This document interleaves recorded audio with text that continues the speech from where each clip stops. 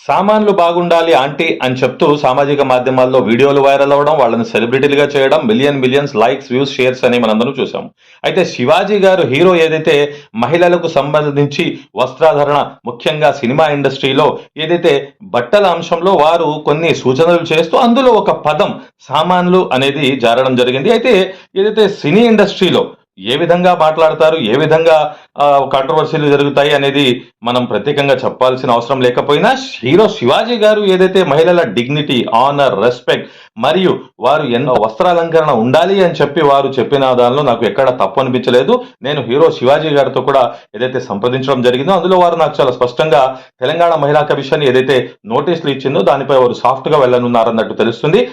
Hero Shivaji కేవలం ఈ వ్యాఖ్యలే కాదండి, వారికి సామాజిక బాధ్యత, స్పృహ చాలా ఎక్కువ. వారు చాలా సందర్భాలలో ప్రజల్లో ఉద్యమాల్లో వచ్చి పనిచేసిన వ్యక్తి. ఒక హీరోగా వెండితెరల మీద, స్క్రీన్ల మీద ఉంటూ ముందొక మాట వెనుకొక మాట, ఫ్యాన్స్, ఫాలోవర్స్, కులము, మతము చూసుకునే వ్యక్తి శివాజీ గారు కాదు. కావున శివాజీ గారిపై ఏదైతే ట్రోలింగ్లు చేస్తున్నారో, వారి గురించి చాలా మంది విచిత్రంగా వ్యాఖ్యలు చేస్తున్నారో వారందరికీ నేను తెలియపరిచేది ఒకటే, వారు ఆల్రెడీ తాను క్షమాపణలు కూడా కోరడం జరిగింది. ఇప్పుడు ఏదైతే తెలంగాణ మహిళా కమిషన్ ఉందో దాని ముందు కూడా వారు తన వివరణ ఇవ్వడానికి 27వ తారీఖున వెళ్ళనున్నారు.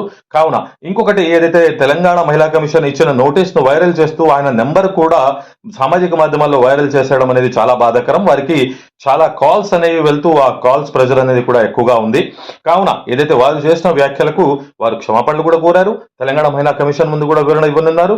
కానీ కొంతమంది సమాజంలో మహిళలు అంటే ఏదో చాలా తక్కువ భావంతో, హేళనతో చూసేవాళ్ళు కూడా శివాజీ గారు చేసిన వ్యాఖ్యలపై వాళ్ళు వ్యంగ్యస్త్రాలు వేయడం అనేది చాలా హాస్యాస్పదంగా మరియు ఎంతో జుగుప్సాకరంగా ఉంది.